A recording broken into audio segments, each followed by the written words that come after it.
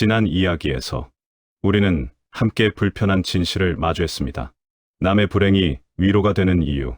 그 이야기 속에서 우리는 이런 생각을 했습니다. 나만 그런 게 아니구나. 다른 사람도 그렇구나. 그 안도감.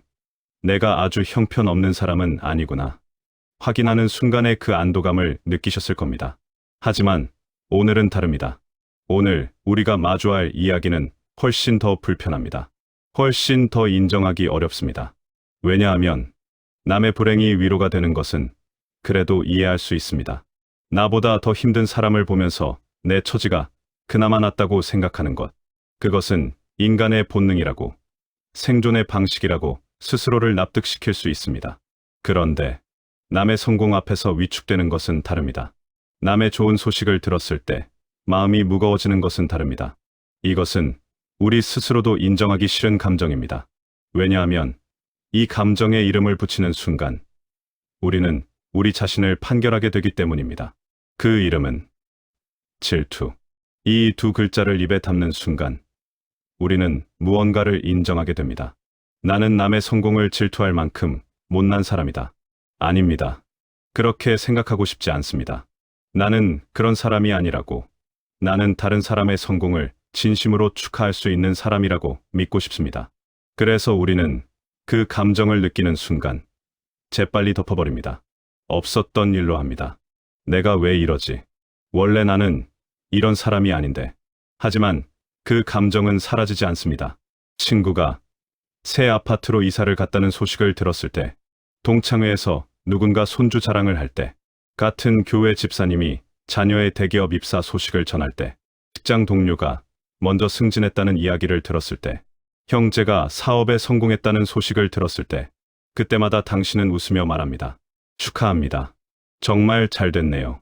그런데 그 말이 입 밖으로 나오는 순간 당신은 느낍니다. 이 축하가 완전하지 않다는 것을, 목소리에 힘이 들어가 있다는 것을, 표정이 어딘가 부자연스럽다는 것을. 그리고 집으로 돌아와 혼자 앉아 있을 때 당신은 그 무거움과 마주합니다. 이것은 무엇입니까? 기쁘지 않은 것은 아닙니다. 그 사람이 잘된 것이 싫은 것도 아닙니다. 미워하는 것은 더더욱 아닙니다. 그런데 왜 이렇게 마음이 복잡합니까? 왜 이렇게 무겁습니까? 당신은 스스로에게 묻습니다.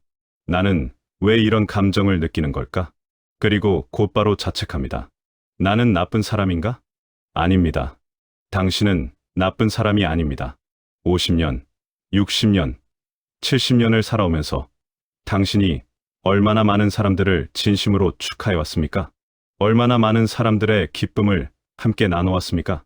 그런데 왜 유독 어떤 사람의 성공 앞에서는 이렇게 복잡해지는 겁니까? 그것이 오늘 우리가 함께 들여다볼 질문입니다. 19세기 독일의 철학자 쇼펜하우어는 이렇게 말했습니다. 인간은 자신보다 뛰어난 사람을 싫어한다. 이 문장을 처음 들었을 때 당신은 어떤 기분이 듭니까? 불쾌합니까? 부정하고 싶습니까? 나는 그렇지 않아. 나는 그런 사람이 아니야. 하지만 그 부정이 입 밖으로 나오기도 전에 어떤 기억이 떠오르지 않습니까? 오랜 친구가 좋은 소식을 전했을 때 축하한다고 말하면서도 마음 한구석이 불편했던 그 순간, 가까운 사람이 성공했다는 이야기를 들었을 때 기뻐해야 하는데 기쁨이 완전하지 않았던 그 순간, 그 기억이 먼저 도착합니다. 여러분, 이것은 질투가 아닐 수도 있습니다. 적어도 우리가 알고 있는 그 나쁜 의미의 질투는 아닙니다.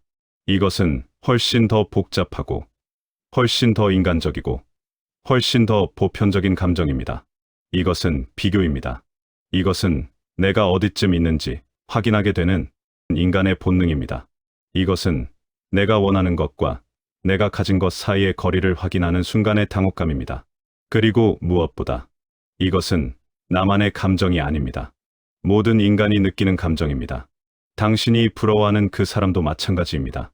그 사람도 또 다른 누군가의 성공 앞에서 같은 감정을 느낍니다. 성공한 사람도, 돈 많은 사람도, 높은 자리에 있는 사람도 이 감정에서 자유롭지 않습니다. 왜냐하면 이것은 인간의 조건이기 때문입니다. 오늘 우리는 이 감정을 정직하게 들여다보려 합니다. 질투라는 단어로 쉽게 재단하지 않고 나는 나쁜 사람이야 라고 자책하지 않고 그 감정이 도대체 어디서 오는 것인지, 왜 어떤 사람 앞에서는 더 강하게 느껴지는지, 왜 가까운 사람일수록 더 복잡해지는지, 쇼펜하우어의 철학을 따라가며 심리학자들의 발견을 살펴보며 인간 본성의 깊은 곳까지 내려가 보려 합니다. 그리고 이 여정의 끝에서 당신은 발견하게 될 것입니다. 이 감정이 당신이 못나서 느끼는 것이 아니라 당신이 인간이기 때문에 느끼는 것임을, 이 감정을 완전히 없앤 사람은 이 세상에 없다는 것을, 성자도 현자도 이 감정 앞에서는 평범한 인간이 된다는 것을, 그리고 무엇보다 이 감정 때문에 더 이상 스스로를 미워하지 않아도 된다는 것을. 지난 시간 우리는 남의 불행이 위로가 되는 이유를 알아보았습니다. 그것은 아래를 보는 것이었습니다. 오늘은 반대입니다. 남의 성공이 나를 위축시키는 이유. 그것은 위를 보는 것입니다. 인간은 아래를 보기도 하고 위를 보기도 합니다. 둘 다 인간의 모습입니다. 둘 다 부끄러워할 필요가 없습니다. 왜냐하면 그것이 인간이니까요. 자, 이제 시작하겠습니다. 불편하지만 필요한 이야기. 피하고 싶지만 마주해야 할 진실. 누군가의 좋은 소식을 들었을 때 진심으로 기뻐하지 못했던 그 순간들. 축하한다고 말하면서도 마음 한구석이 무거웠던 그 순간들. 그 순간들이 당신에게 무엇을 말하고 있었는지 함께 들여다보겠습니다. 축하합니다. 이 세 글자가 입 밖으로 나오는 순간을 천천히 떠올려 보십시오. 친구가 새 아파트로 이사를 갔습니다. 좋은 동네의 넓은 평수, 좋은 브랜드의 아파트. 축하해. 정말 잘 됐다. 당신은 그렇게 말합니다. 목소리는 밝습니다. 표정도 환합니다. 악수하는 손에도 적당한 힘이 들어갑니다. 그런데 그 말이 입 밖으로 나오는 바로 그 순간, 당신은 느낍니다. 뭔가가 완전하지 않다는 것을, 목소리가 평소보다 살짝 높아졌다는 것을, 아니면 반대로 너무 낮아졌다는 것을, 표정에 힘이 들어갔다는 것을, 그리고 악수를 끝내고 돌아서는 순간 어깨가 미세하게 무거워졌다는 것을. 당신은 그것을 압니다. 이 축하가 100%가 아니라는 것을. 99%일 수도 있고 95%일 수도 있고 어쩌면 90%일 수도 있습니다. 하지만 완전하지는 않습니다. 그 나머지 10%, 5%, 1%, 그 작은 빈자리를 무엇이 채우고 있습니까? 집으로 돌아오는 길입니다. 차를 운전하면서 혹은 버스에 앉아서 당신은 그 감정과 마주합니다. 기쁘지 않은 것은 아닙니다. 분명히 기쁩니다. 친구가 좋은 집으로 이사한 것이 싫을 리 없습니다. 하지만 동시에 뭔가가 불편합니다. 설명할 수 없는 불편함. 그것은 친구에 대한 것이 아닙니다. 적어도 처음에는 그렇게 느껴지지 않습니다. 그것은 나 자신에 대한 것입니다. 나는 왜 아직 여기 있지? 난 그동안 무엇을 한 걸까? 나의 방향이나 노력에 무슨 문제가 있었던 건 아닌가? 얘가 가는 길이 맞나? 나는 언제쯤 그런 곳으로 갈 수 있을까? 이런 질문들이 자동으로 떠오릅니다. 초대받지 않은 질문들입니다. 하지만 찾아왔습니다. 그리고 그 질문들과 함께 더 무거운 것이 찾아옵니다. 자책. 왜 나는 친구의 좋은 일을 순수하게 기뻐하지 못하는 걸까? 왜 나는 이런 감정을 느끼는 걸까? 나는 나쁜 사람인가? 여기서 감정은 두 겹이 됩니다. 처음 느낀 그 불편함. 그것이 첫 번째 층입니다. 그리고 그 불편함을 느낀 나 자신에 대한 실망. 그것이 두 번째 층입니다. 원래 감정 위에 자책이 쌓입니다. 그리고 그 자책은 원래 감정보다 훨씬 더 무겁습니다. 왜냐하면 원래 감정에는 이름이 없었기 때문입니다. 그냥 어떤 무거움이었을 뿐입니다. 하지만 자책은 그 감정에 이름을 붙입니다. 질투. 이 두 글자, 이 단어가 입 안에서 맴도는 순간 모든 것이 달라집니다. 질투라는 이름이 붙는 순간 그 감정은 나쁜 것이 됩니다. 질투는 나쁜 감정입니다. 그리고 나는 못난 사람입니다. 우리는 그렇게 배웠습니다. 어릴 때부터 배웠습니다. 남을 질투하면 안 된다고. 시기하는 마음은 부끄러운 것이라고. 그래서 질투라는 이름이 붙는 순간 우리는 자동으로 자신을 판결합니다. 나는 남을 질투하는 사람이다. 나는 친구의 성공을 인정하지 못하는 사람이다. 나는 못난 사람이다. 이것은 판결입니다. 재판도 없는 판결입니다. 변호의 기회도 없습니다. 정황을 설명할 기회도 없습니다. 질투라는 이름표가 붙는 순간 모든 것이 끝납니다. 못나니. 그리고 우리는 그 판결을 받아들입니다. 왜냐하면 질투를 느꼈다는 것은 부정할 수 없는 사실이니까요. 아까 그 순간 친구의 소식을 들었을 때 분명히 뭔가 불편했으니까요. 축하한다는 말이 100%가 아니었으니까요. 그러니 유죄입니다. 하지만 잠시 멈춰 보십시오. 정말 그것이 질투였습니까? 우리가 질투라고 부르는 그것이 정확히 무엇입니까? 20세기 영국의 철학자 버트런드 러셀은 이렇게 말했습니다. 시기는 인간을 가장 불행하게 만드는 감정 중 하나다.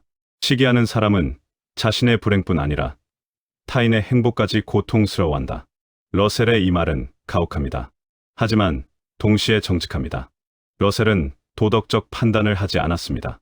그저 관찰했을 뿐입니다. 시기하는 사람은 2배로 불행하다고. 자기 자신의 상태 때문에 한 번, 타인의 행복 때문에 또 한 번. 그런데 여기서 질문이 생깁니다. 우리가 느낀 그 감정이 정말 러셀이 말한 그 시기입니까? 친구의 행복이 고통스러웠습니까? 천천히 생각해 보십시오. 친구가 새 아파트로 이사 갔을 때 당신은 친구가 불행하기를 바랐습니까? 아닙니다. 절대 아닙니다. 친구가 그 아파트에서 불행하기를 바라지 않았습니다. 오히려 행복하기를 바랐습니다. 그런데 왜 불편했습니까? 친구의 행복이 문제가 아니었습니다. 문제는 나였습니다. 친구가 거기 있는 것이 아니라 내가 여기 있다는 것. 친구가 앞으로 간 것이 아니라 내가 제자리에 있다는 것. 그것이 불편했던 겁니다. 이것은 러셀이 말한 시기와는 다릅니다. 타인의 행복이 고통스러운 것이 아니라 타인의 행복을 통해 비춰진 나의 위치가 불편한 것입니다. 여기에 차이가 있습니다. 미묘하지만 결정적인 차이입니다. 시기는 타인을 향합니다. 타인이 불행하기를 바라는 마음입니다. 하지만 우리가 느낀 그 감정은 타인을 향하지 않습니다. 자기 자신을 향합니다. 타인의 성공이라는 거울에 비친 나 자신, 그것을 보는 것이 불편한 겁니다. 그런데 우리는 이 둘을 구분하지 않습니다. 그냥 다 질투라고 부릅니다. 그리고 질투라고 부르는 순간 나쁜 감정이 되고 나는 못난 사람이 됩니다. 하지만 이것은 정확하지 않습니다. 감정에는 층이 있습니다. 첫 번째 층. 타인의 성공 소식을 들었을 때 느껴지는 어떤 무거움. 이것이 첫 번째 감정입니다. 이것은 자동으로 찾아옵니다. 우리가 선택한 것이 아닙니다. 마치 비가 오면 땅이 젖듯이 그냥 일어나는 일입니다. 두 번째 층. 그 무거움을 느낀 나 자신에 대한 판단. 이것이 두 번째 감정입니다. 왜 나는 이런 감정을 느끼는 거지? 나는 나쁜 사람인가? 이것은 첫 번째 감정에 대한 반응입니다. 세 번째 층. 두 번째 감정. 즉, 자기 판단에서 오는 자책과 수치심. 이것이 세 번째 감정입니다. 나는 정말 못난 사람이야. 나는 친구의 성공조차 제대로 축하하지 못하는 사람이야. 이렇게 감정은 층층이 쌓입니다. 그리고 우리가 정작 힘들어하는 것은 첫 번째 감정이 아니라 두 번째와 세 번째 감정입니다.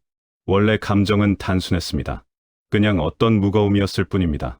하지만 우리는 그 무거움에 이름을 붙이고 판단하고 자책합니다. 그러면서 원래 감정은 점점 더 복잡해지고 무거워집니다. 여기서 한 가지를 짚어야 합니다.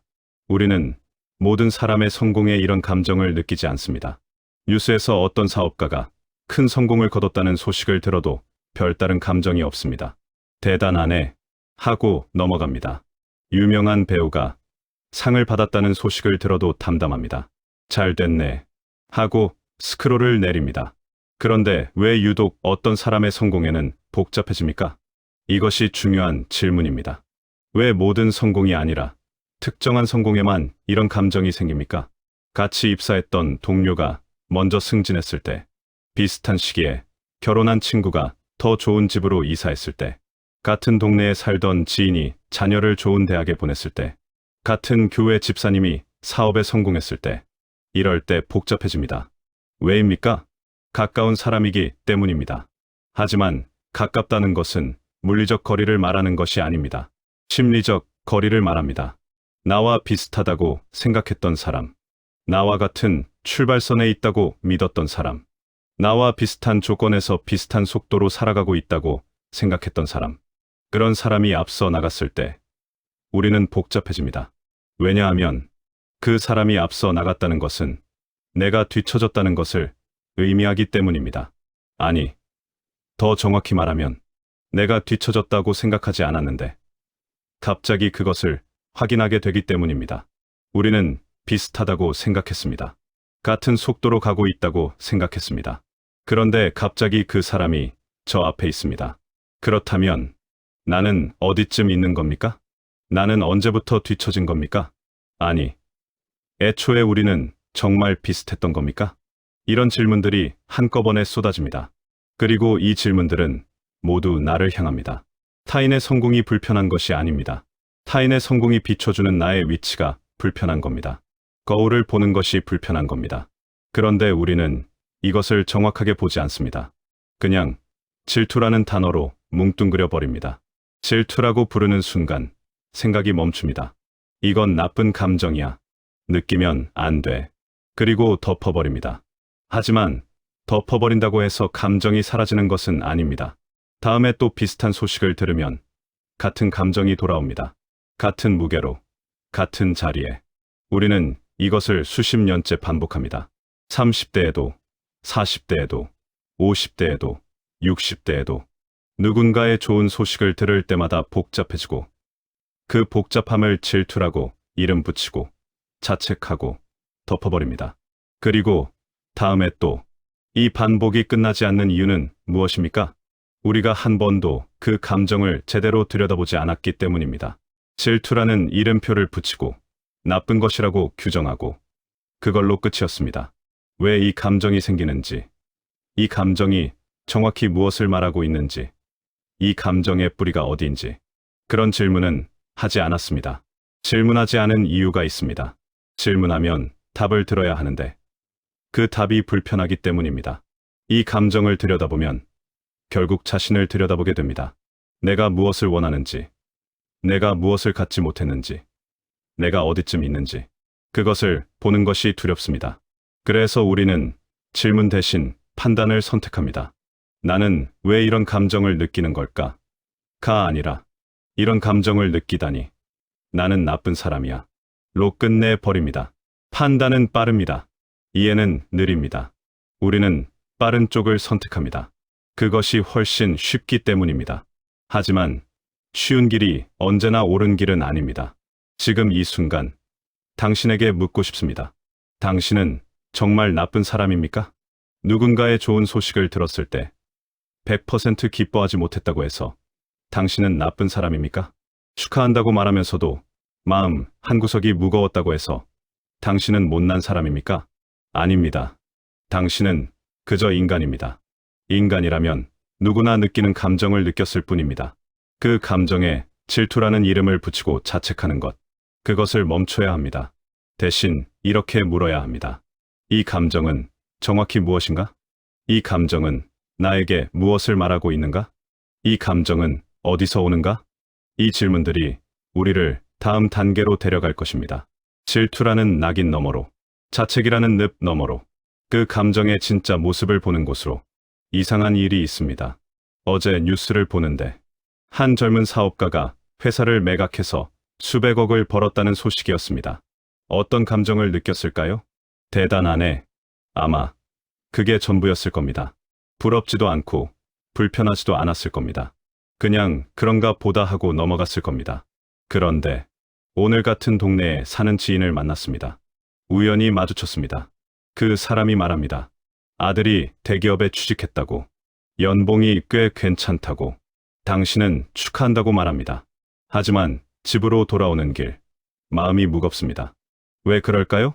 수백억을 번 사업가는 괜찮았는데 대기업에 취직한 지인의 아들 이야기는 왜 무거울까요? 금액으로 따지면 비교도 안 됩니다. 수백억과 대기업 연봉은 차원이 다릅니다. 그런데 왜 수백억은 담담하고 대기업 취직은 무거울까요? 거리 때문입니다. 수백억을 번 사업가는 멀리 있습니다. 뉴스 속에 있습니다. 나와는 다른 세상에 있습니다. 그 사람과 나 사이에는 공유되는 것이 없습니다. 같은 출발선도 없고 비슷한 조건도 없습니다. 너무 멀기 때문에 비교 자체가 작동하지 않습니다. 하지만 같은 동네에 사는 지인은 다릅니다. 그 사람의 아이와 내 아이는 비슷한 환경에서 자랐습니다. 비슷한 학교를 다녔을 수도 있습니다. 그러니 비교가 됩니다. 비교가 되는 순간 감정이 작동합니다. 이것이 거리의 법칙입니다. 너무 먼 사람의 성공은 비교가 안 됩니다. 비교가 안 되면 감정도 없습니다. 하지만 가까운 사람의 성공은 비교가 됩니다. 비교가 되면 감정이 생깁니다. 그리고 그 감정은 대부분 불편함으로 이어집니다. 미국의 사회심리학자 레온 페스팅거는 1954년에 사회비교 이론을 발표했습니다. 페스팅거는 말했습니다. 인간은 자신을 평가하기 위해 타인과 비교한다고. 우리는 객관적 기준이 없을 때 타인을 기준으로 삼아 자신을 판단한다고. 나는 잘 살고 있는가? 이 질문에 답하려면 타인을 봐야 합니다. 나보다 잘 사는 사람을 보면 나는 못 사는 것 같습니다. 나보다 못 사는 사람을 보면 나는 그래도 괜찮은 것 같습니다. 절대적 기준이 없기 때문에 상대적 기준을 찾습니다. 그것이 비교입니다. 페스팅거는 한 가지를 더 발견했습니다. 사람들은 아무나 비교 대상으로 삼지 않는다는 것을, 자신과 비슷한 사람을 비교 대상으로 삼는다는 것을, 나이가 비슷하고 처지가 비슷하고 환경이 비슷한 사람, 그런 사람과 비교합니다. 전혀 다른 사람과는 비교하지 않습니다. 70대 할머니가 20대 여대생과 자신을 비교하지 않습니다. 너무 다르기 때문입니다. 은퇴한 교사가 현역 의사와 자신을 비교하지 않습니다. 출발선이 다르기 때문입니다. 하지만 같이 교직 생활을 시작했던 동기와는 비교합니다. 같은 해에 결혼했던 친구와는 비교합니다. 비슷한 나이에 같은 아파트 단지에 입주했던 이웃과는 비교합니다. 왜냐하면 비슷하니까요. 비슷하다고 생각했으니까요. 그리고 바로 여기서 문제가 시작됩니다. 비슷하다고 생각했던 사람이 앞서 나가면 비교가 작동합니다. 우리는 비슷했는데 왜 저 사람은 저기 있고 나는 여기 있지? 이 질문이 자동으로 떠오릅니다. 그리고 이 질문은 편안하지 않습니다. 왜냐하면 이 질문에 답하려면 차이를 인정해야 하기 때문입니다. 우리는 비슷하지 않았다는 것을, 또는 어느 순간부터 달라졌다는 것을, 그 사람이 나보다 더 노력했거나 더 운이 좋았거나 더 능력이 있었다는 것을, 이것을 인정하는 것은 쉽지 않습니다. 특히 50년, 60년, 70년을 살아온 사람에게는 오랜 세월 나름대로 열심히 살아왔는데 누군가와 비교되어 뒤처졌다는 것을 인정하는 것, 그것은 쉬운 일이 아닙니다. 예를 하나 들어보겠습니다. 두 사람이 있습니다. 같은 해에 같은 회사에 입사했습니다. 신입사원 때 둘은 친했습니다. 같은 고민을 나눴고 같은 어려움을 겪었습니다. 승진도 비슷한 속도로 했습니다. 대리, 과장, 차장. 그러다 어느 순간 한 사람이 먼저 부장이 됩니다. 다른 한 사람은 아직 차장입니다. 차장으로 남은 사람은 어떤 기분일까요? 축하합니다. 라고 말합니다. 진심입니다. 하지만 동시에 불편합니다. 왜냐하면 같이 시작했는데 이제는 다르니까요. 그 사람은 부장이고 나는 차장이니까요. 우리는 비슷했는데 이제는 비슷하지 않으니까요. 이것이 불편합니다. 그리고 이 불편함은 상대방 때문이 아닙니다. 상대방이 부장이 된 것이 싫은 게 아닙니다. 다만 나는 왜 아직 차장인가? 라는 질문이 생기는 게 불편한 겁니다. 그 질문에 답해야 하는 게 불편한 겁니다. 여기서 19세기 프랑스 정치사상가 알렉시스 드 토크빌의 통찰이 중요해집니다. 토크빌은 1835년에 미국의 민주주의라는 책을 썼습니다. 그는 미국 사회를 관찰하면서 놀라운 것을 발견했습니다. 민주사회, 평등사회에서 사람들이 오히려 더 불행해한다는 것을. 귀족사회에서는 시기와 질투가 적었습니다. 왜냐하면 신분이 명확했기 때문입니다. 평민은 귀족과 자신을 비교하지 않았습니다. 너무 다르니까요. 태어날 때부터 다르니까요. 비교 자체가 성립하지 않았습니다. 그래서 평민은 귀족을 보면서 시기하지 않았습니다. 그냥 다른 세상 사람이었습니다. 하지만 민주사회는 다릅니다. 민주사회는 평등을 약속합니다. 우리는 모두 평등하다. 누구나 노력하면 성공할 수 있다. 출발선은 같다. 이런 믿음이 있습니다. 그런데 바로 이 평등의 약속이 문제가 됩니다. 토크빌은 이렇게 썼습니다. 사람들이 거의 비슷해질수록 작은 차이가 더 견디기 어려워진다. 이것은 역설입니다. 평등해질수록 작은 불평등이 더 아픕니다. 모두가 같은 출발선에 있다고 믿을수록 누군가 앞서 나가는 것이 더 불공평하게 느껴집니다. 귀족 사회에서는 신분 차이가 당연했습니다. 태어날 때부터 정해진 것이니까요. 하지만 민주사회에서는 차이가 당연하지 않습니다. 평등이 원칙이니까요. 그래서 차이가 생기면 그 차이를 설명해야 합니다. 왜 저 사람은 성공했고 나는 안 했지? 이 질문에 답해야 합니다. 그리고 그 답은 편안하지 않습니다. 노력의 차이. 그렇다면 나는 덜 노력한 건가? 능력의 차이. 그렇다면 나는 능력이 부족한 건가? 방향의 차이. 나의 선택이 어디서부터 잘못된 것인가? 운의 차이. 그렇다면 나는 운이 없는 건가? 어느 쪽이든 편안하지 않습니다. 토크빌의 이 통찰은 200년이 지난 지금 한국 사회에서 더욱 절실하게 느껴집니다. 우리는 평등한 사회에 삽니다. 적어도 명목상으로는 신분제가 없습니다. 누구나 교육받을 수 있습니다. 누구나 노력하면 성공할 수 있다고 배웁니다. 하지만 현실은 어떻습니까? 같은 동네에서 자랐는데 누구는 강남에 살고 누구는 그렇지 못합니다. 같은 대학을 나왔는데 누구는 대기업 임원이 되고 누구는 그렇지 못합니다. 비슷한 시기에 결혼했는데 누구는 자녀를 명문대에 보내고 누구는 그렇지 못합니다. 이 차이들이 보입니다. 그리고 평등을 믿기 때문에 이 차이들이 더 아픕니다. 만약 신분사회였다면 원래 그런 거지 하고 받아들였을 겁니다. 하지만 평등사회에서는 그럴 수 없습니다. 왜 우리는 달라진 거지? 이 질문을 피할 수 없습니다. 그리고 이 질문이 바로 그 불편함의 시작입니다. 교회에서 만난 집사님이 있습니다. 비슷한 나이입니다. 자녀도 비슷한 나이입니다. 그런데 그 집사님의 아들이 의사가 되었습니다. 당신은 축하합니다. 진심으로 축하합니다. 하지만 동시에 생각합니다. 우리 아이는 왜 그렇게 못했을까? 이 생각이 자동으로 떠오릅니다. 그리고 이 생각은 편안하지 않습니다.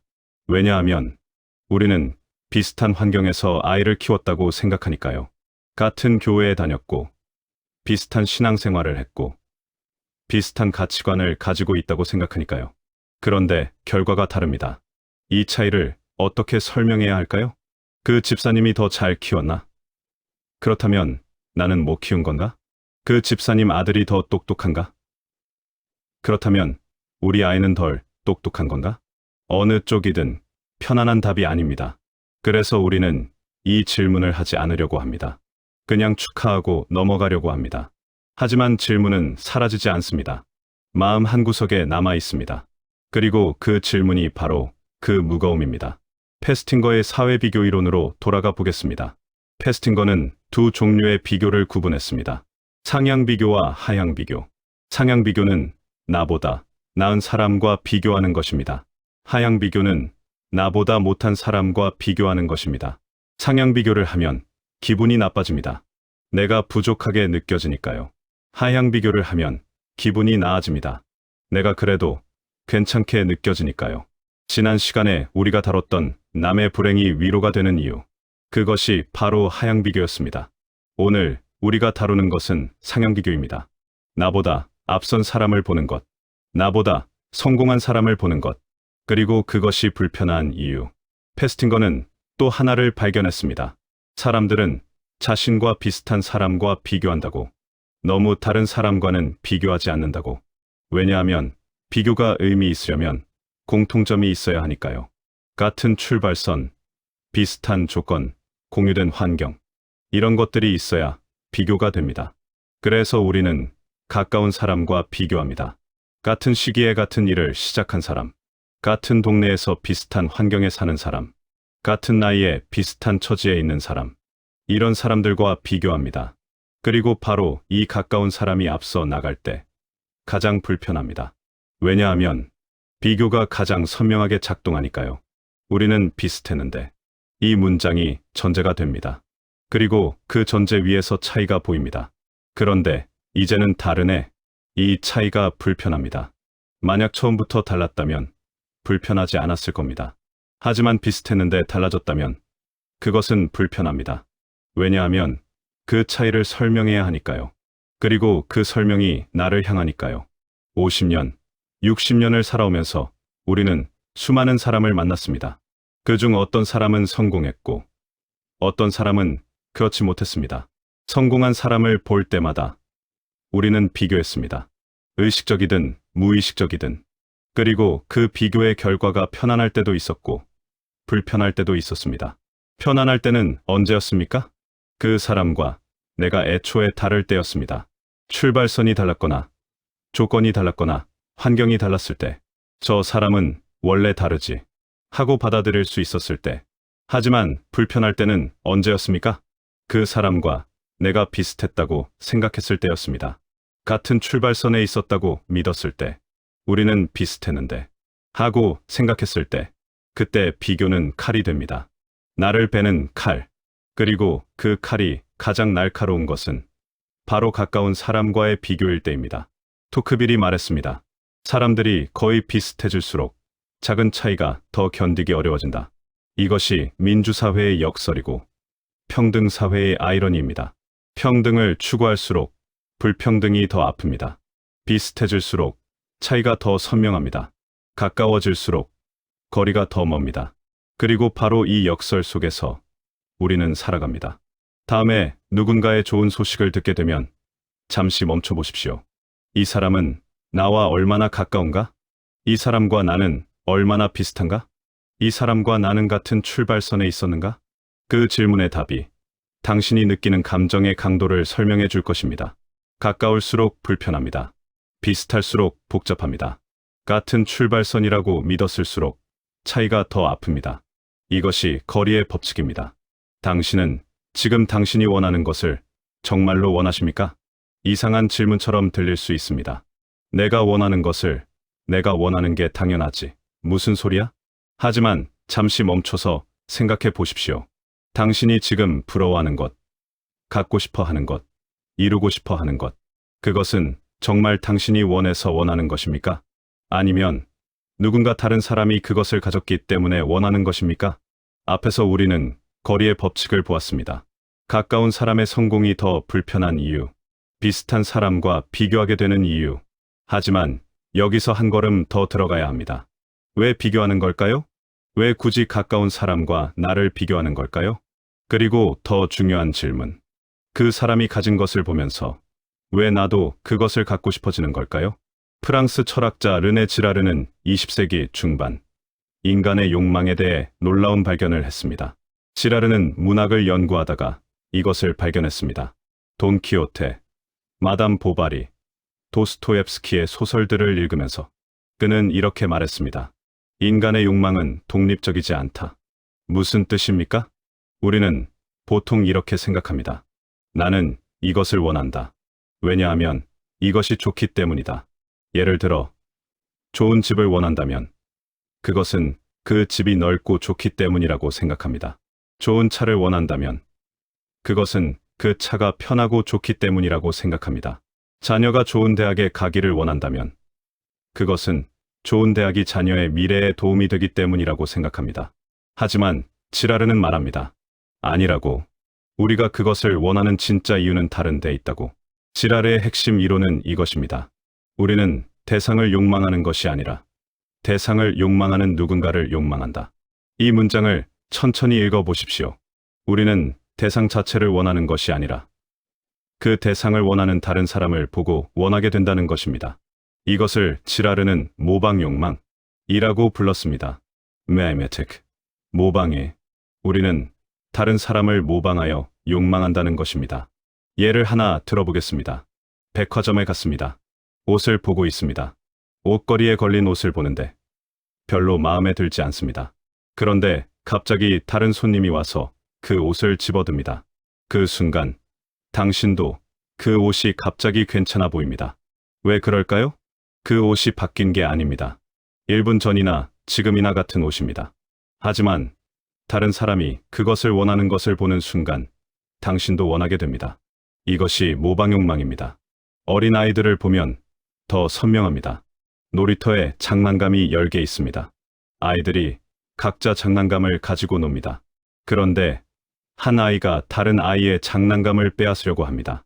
왜일까요? 자기 것도 있는데 다른 아이가 가진 것이기 때문입니다. 다른 아이가 그것을 원하니까 나도 원하게 되는 겁니다. 어른도 다르지 않습니다. 다만 조금 더 복잡하고 조금 더 교묘할 뿐입니다. 지라르는 이 모방 욕망의 구조를 설명하기 위해 중재자라는 개념을 사용했습니다.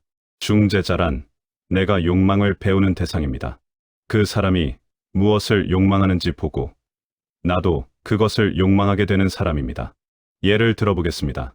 당신은 지금 사는 아파트에 만족하고 있었습니다. 넓지는 않지만 가족이 살기에 충분했고 위치도 괜찮았습니다. 그런데 친구가 새 아파트로 이사를 갔습니다. 조금 더 넓고 조금 더 좋은 동네입니다. 친구 집에 놀러 갔습니다. 집을 둘러봤습니다. 와, 넓네. 좋다. 그렇게 말하고 집에 돌아왔습니다. 그런데 이상합니다.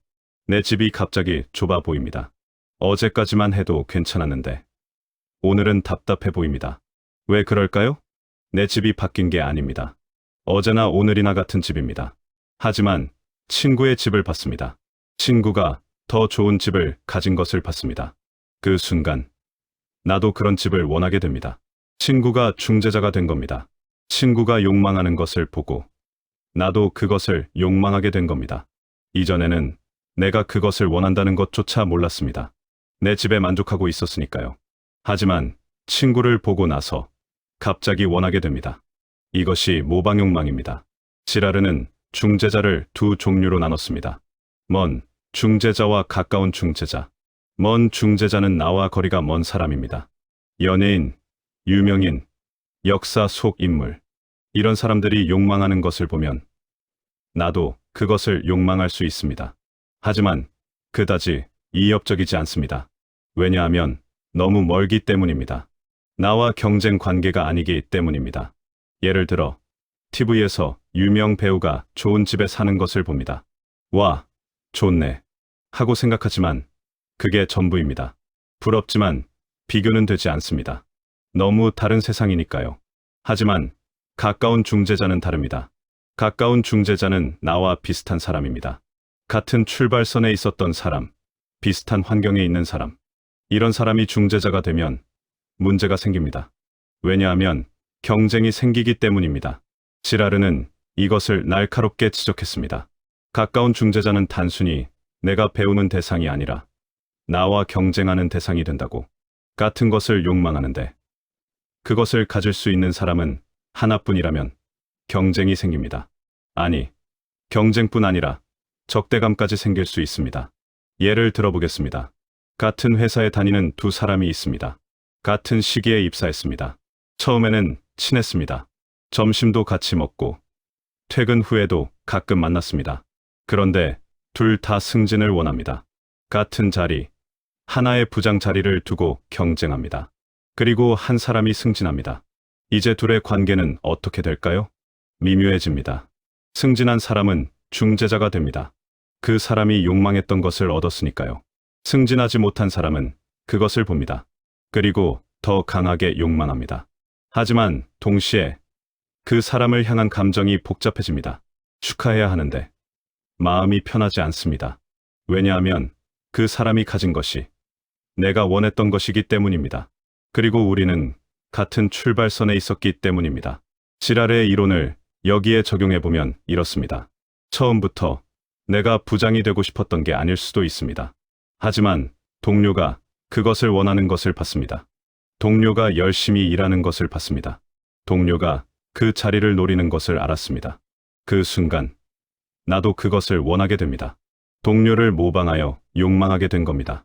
그리고 동료가 그것을 얻었을 때 나는 복잡해집니다. 왜냐하면 동료는 내 욕망의 중재자였기 때문입니다. 내가 배운 대상이면서 동시에 경쟁한 대상이었기 때문입니다. 이것이 가까운 사람의 성공이 더 불편한 이유입니다. 가까운 사람은 중재자입니다. 그 사람을 보고 욕망을 배웁니다. 그 사람이 원하는 것을 보고 나도 원하게 됩니다. 그런데 그 사람이 그것을 얻으면 나는 얻지 못한 것이 더 선명해집니다. 왜냐하면 우리는 같은 것을 욕망했는데 그 사람만 얻었기 때문입니다. 50년, 60년, 70년을 살아오면서 우리는 수많은 중재자를 만났습니다. 부모님이 중재자였을 수 있습니다. 부모님이 원하는 삶을 보고 그것을 욕망했을 수 있습니다. 친구가 중재자였을 수 있습니다. 친구가 가진 것을 보고 그것을 욕망했을 수 있습니다. 이웃이 중재자였을 수 있습니다. 이웃의 삶을 보고 그런 삶을 욕망했을 수 있습니다. 그리고 그 중재자들이 무엇을 얻었는지 봤습니다. 어떤 중재자는 그것을 얻었고 나는 얻지 못했습니다. 그때 복잡해졌습니다. 왜냐하면 그것은 내가 진짜로 원했던 것이었으니까요. 아니, 적어도 그렇게 믿었으니까요. 하지만 여기서 지라르가 던지는 더 깊은 질문이 있습니다. 그것은 정말 당신이 원했던 것입니까? 아니면 누군가 다른 사람이 원하는 것을 보고 당신도 원하게 된 것입니까? 좋은 아파트, 좋은 차, 자녀의 좋은 대학, 이런 것들을 당신은 정말 원했습니까? 아니면 주변 사람들이 그것을 원하는 것을 보고 당신도 원하게 된 것입니까? 이 질문에 답하기는 쉽지 않습니다. 왜냐하면 욕망이 어디서 시작되었는지 구분하기 어렵기 때문입니다. 처음부터 내가 원했던 건지, 누군가를 보고 원하게 된 건지, 시간이 지나면 그 구분이 흐려집니다. 하지만 하나는 분명합니다. 우리 욕망의 상당 부분은 모방에서 왔다는 것, 다른 사람이 원하는 것을 보고 우리도 원하게 되었다는 것. 광고를 생각해 보십시오. 광고는 어떻게 작동합니까? 제품 자체를 보여주는 것이 아닙니다. 제품을 가진 사람을 보여줍니다. 행복한 가족이 그 차를 타고 있습니다. 성공한 사람이 그 시계를 차고 있습니다. 아름다운 사람이 그 화장품을 쓰고 있습니다. 왜 그럴까요? 우리가 제품을 욕망하는 것이 아니라 제품을 가진 사람을 욕망하기 때문입니다. 정확히는 제품을 가진 사람의 모습, 그 사람의 삶을 욕망합니다. 그 차를 사면 저런 행복한 가족이 될 수 있을 것 같습니다. 그 시계를 차면 저런 성공한 사람처럼 보일 것 같습니다. 그 화장품을 쓰면 저렇게 아름다워질 것 같습니다. 이것이 모방 욕망입니다. 광고는 우리에게 중재자를 제시합니다. 그리고 우리는 그 중재자를 모방하여 욕망합니다. 하지만 광고 속 중재자는 먼 중재자입니다. 그래서 위협적이지 않습니다. 정말 위협적인 것은 가까운 중재자입니다. 내 옆에 있는 사람, 나와 비슷한 사람, 그 사람이 중재자가 될 때 욕망은 경쟁이 되고 경쟁은 고통이 됩니다. 교회에 다니는 어떤 분이 있습니다. 자녀가 셋입니다. 모두 성인이 되었습니다. 그분은 자녀들이 행복하기를 바랐습니다. 그것만으로 충분했습니다. 큰 돈을 벌거나 높은 자리에 오르는 것을 바라지 않았습니다. 그냥 건강하고 성실하게 살기를 바랐습니다. 그런데 교회의 다른 집사님 자녀가 의사가 되었습니다. 그 소식을 들었습니다. 축하했습니다. 하지만 집에 돌아와서 생각합니다. 우리 아이들도 그랬으면 좋았을 텐데. 이 생각이 어디서 왔습니까? 아까까지만 해도 자녀가 행복하기만 하면 된다고 생각했는데 갑자기 의사가 되었으면 좋겠다는 생각이 듭니다. 왜 그럴까요? 다른 집사님의 자녀를 봤기 때문입니다. 그 집사님이 중재자가 되었습니다. 그 집사님이 욕망하는 것을 봤습니다. 그리고 나도 그것을 욕망하게 되었습니다. 이전에는 없었던 욕망입니다.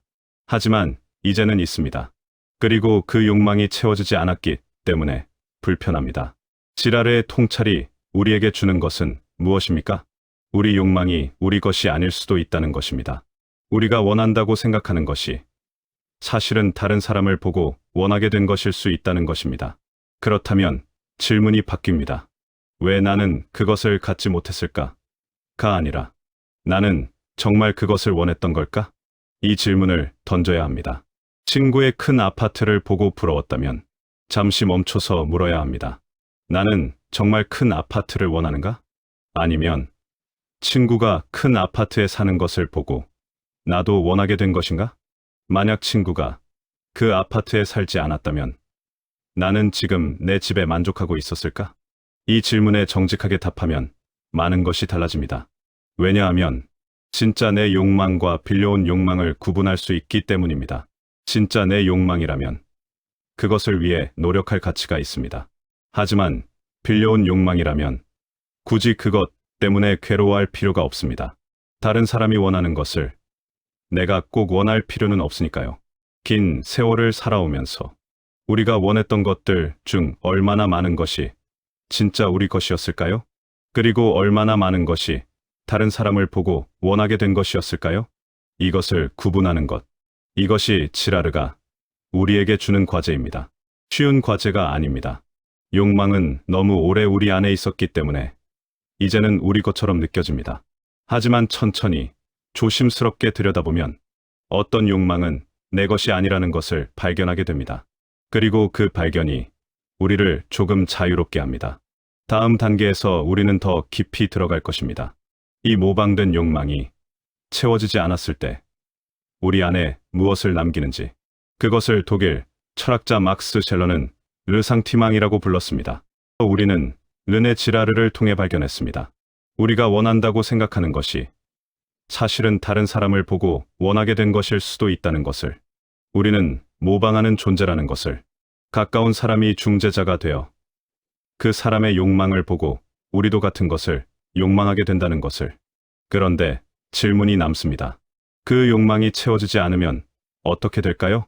내가 원하는 것을 다른 사람은 얻었는데 나는 얻지 못하면 어떻게 될까요? 그 감정은 어디로 갑니까? 우리는 보통 이렇게 합니다. 괜찮아. 나도 언젠가는. 원래 그런 거지 뭐. 별거 아냐. 이렇게 말하면서 그 감정을 덮어버립니다. 하지만 덮어버린 감정은 사라지지 않습니다. 다만 보이지 않을 뿐입니다. 그리고 그 감정은 우리 안 어딘가에 쌓입니다. 한 번, 두 번, 10번, 100번, 50년, 60년, 70년을 살아오는 동안 수없이 쌓입니다. 그렇게 쌓인 감정을 독일 철학자들은 특별한 이름으로 불렀습니다. 르상티망, ressentiment, 프랑스어로 원한이라는 뜻입니다. 하지만 단순한 원한이 아닙니다. 깊숙이 쌓인, 삭지 않는 끈적한 원한입니다. 19세기 독일 철학자 프리드리히 니체가 처음 이 개념을 철학적으로 분석했습니다. 니체는 도덕의 계보라는 책에서 르상티망을 이야기했습니다. 니체가 본 르상티망은 이런 것이었습니다. 약자가 강자에게 느끼는 억눌린 원한, 힘없는 사람이 힘 있는 사람을 미워하지만 직접 대항할 수 없어서 속으로 사귀는 감정. 니체는 이것을 기독교 도덕의 기원으로 봤습니다. 약자들이 강자를 직접 공격할 수 없으니까 도덕을 만들어서 강자를 나쁘다고 규정했다는 것입니다. 힘이 센 것은 나쁜 것이다. 약한 것이 선한 것이다. 겸손이 미덕이다. 이런 도덕들이 사실은 약자의 르상티망에서 나왔다고 니체는 주장했습니다. 하지만 우리가 주목할 것은 니체가 아닙니다. 니체 이후 20세기 초 독일 철학자 막스 셸러가 니체와는 다른 해석을 내놓았습니다. 셸러는 1912년에 르상티망이라는 책을 썼습니다. 셸러는 니체와 의견이 달랐습니다. 셸러가 본 르상티망은 약자의 문제가 아니었습니다. 비교하는 모든 인간의 문제였습니다. 셸러는 이렇게 썼습니다. 질투는 자기 자신과 타인을 끊임없이 비교하는 데서 생긴다. 여기서 중요한 것은 끊임없이라는 단어입니다. 한 번 비교하고 마는 것이 아닙니다. 계속 반복적으로 비교합니다. 오늘도 비교하고 내일도 비교하고 평생 비교합니다. 그리고 그 비교의 결과가 매번 같으면 어떻게 될까요? 매번 내가 뒤처져 있다면 어떻게 될까요? 매번 다른 사람이 앞서 있다면 어떻게 될까요? 그 감정이 쌓입니다. 한 번은 참을 수 있습니다. 두 번도 참을 수 있습니다. 하지만 10번, 20번, 평생 그렇다면 그것이 르상티망이 됩니다. 셸러가 니체와 다른 점은 이것입니다. 니체는 르상티망을 약자의 문제로 봤습니다. 하지만 셸러는 비교의 문제로 봤습니다. 약하거나 강한 것이 문제가 아니라 비교하는 것 자체가 문제라는 겁니다. 그리고 현대 사회는 끊임없이 비교하게 만듭니다. 셸러가 살았던 20세기 초도 그랬지만 21세기인 지금은 더합니다. 특히 중년 이후 50대, 60대, 70대에 이르면 르상티망이 더 깊어집니다. 왜 그럴까요? 시간 때문입니다. 젊었을 때는 시간이 있습니다. 친구가 먼저 승진해도 나도 언젠가는 하고 생각할 수 있습니다. 이웃이 좋은 집으로 이사해도 나도 언젠가는 하고 생각할 수 있습니다. 시간이 그 격차를 메워줄 거라고 믿습니다. 하지만 중년이 되고 노년이 되면 다릅니다. 언젠가는 이 점점 사라집니다. 이제는 따라잡을 수 없다는 것을 알게 됩니다. 이것이 가장 고통스러운 순간입니다. 예를 하나 들어보겠습니다. 두 사람이 있습니다. 같은 해에 같은 회사에 입사했습니다. 30대에 한 사람이 먼저 과장이 되었습니다. 다른 사람은 생각했습니다. 괜찮아, 나도 곧. 40대에 그 사람이 부장이 되었습니다. 다른 사람은 아직 과장이었지만 생각했습니다. 아직 늦지 않았어. 하지만 50대가 되었습니다. 한 사람은 임원이 되었습니다. 다른 사람은 여전히 과장입니다. 이제는 알게 됩니다. 따라잡을 수 없다는 것을, 언젠가는 이 없다는 것을, 이미 끝났다는 것을. 이 깨달음이 르상티망을 완성시킵니다. 30년 동안 쌓인 감정, 나도 언젠가는 이라는 희망으로 억물렀던 감정, 그것이 이제는 희망 없이 남게 됩니다. 그리고 그 감정은 어디로 갑니까? 인정하지 않은 감정은 사라지지 않습니다. 다른 형태로 나타납니다. 어떤 사람은 비난으로 나타냅니다. 성공한 사람을 보며 이렇게 말합니다. 저 사람은 운이 좋았어. 저 사람은 줄을 잘 섰어. 저 사람은 뒤에서 뭘 했을 거야. 성공을 폄하합니다. 왜냐하면 그 성공을 인정하는 것이 고통스럽기 때문입니다. 그 성공을 인정하면 나의 실패도 인정해야 하니까요. 그래서 성공을 깎아내립니다. 저건 진짜 성공이 아니야. 저렇게 성공한 건 별로야. 이렇게 말하면서 스스로를 위로합니다. 어떤 사람은 회피로 나타냅니다. 성공한 사람을 만나지 않습니다. 동창회에 나가지 않습니다. 친구들과 연락을 끊습니다. 왜냐하면 그들을 보는 것이 고통스럽기 때문입니다. 그들의 성공을 듣는 것이 불편하기 때문입니다. 그래서 멀리합니다. 바빠서, 몸이 안 좋아서, 거리가 멀어서, 이런 핑계를 대면서 관계를 끊어갑니다. 어떤 사람은 냉소로 나타냅니다. 모든 것을 비웃습니다. 성공이 뭐 대수야. 돈이 다가 아니지. 높은 자리가 행복을 주는 건 아니야. 이런 말을 합니다. 틀린 말은 아닙니다. 성공이 다가 아니고, 돈이 다가 아니고, 높은 자리가 행복을 보장하지 않습니다. 하지만 이 말을 하는 이유를 들여다보면 때로는 그것이 자기 위로일 수 있습니다. 내가 그것을 갖지 못했기 때문에 그것이 중요하지 않다고 말하는 것일 수 있습니다. 이것이 르상티망이 작동하는 방식입니다. 억눌린 감정이 비난, 회피, 냉소로 변형되는 것입니다. 그리고 이 변형된 감정은 본인도 모릅니다. 본인은 진심으로 그렇게 생각한다고 믿습니다. 나는 원래 그런 것에 관심 없어. 나는 원래 그런 사람 싫어. 나는 원래 그런 거 중요하게 생각 안 해. 하지만 진짜 관심이 없는 걸까요? 진짜 중요하지 않은 걸까요? 아니면 가질 수 없기 때문에 중요하지 않다고 스스로를 설득하는 걸까요? 이 구분은 쉽지 않습니다. 왜냐하면 르상티망은 무의식적으로 작동하기 때문입니다. 셀러는 또 하나를 지적했습니다. 현대 사회가 르상티망을 증폭시킨다고. 왜냐하면 현대 사회는 끊임없이 비교하게 만들기 때문입니다. 셀러가 살았던 1900년대 초도 그랬지만 지금은 비교할 수 없을 정도로 심합니다.